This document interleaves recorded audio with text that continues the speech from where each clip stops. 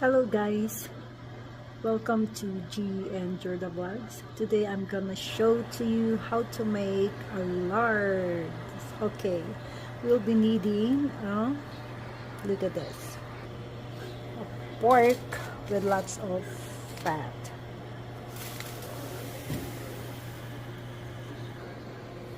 Ayan, bubuksan lang. Hindi na ako mag-i-English, mahirapan lang ako. Bahala na kayong translate. Ayan, ilagay lang po yung taba sa kawali. Pantayin lang natin siyang magmantika. Ganyan lang pong gumawa ng lard.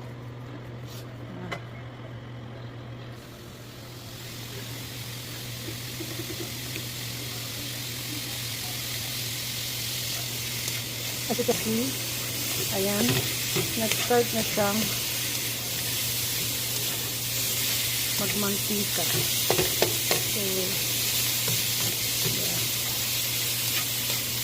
And then later, pag nag-crispy na siya, pwede mo na siyang gamitin na pangluto sa mga sabaw, yung karne niya, I mean.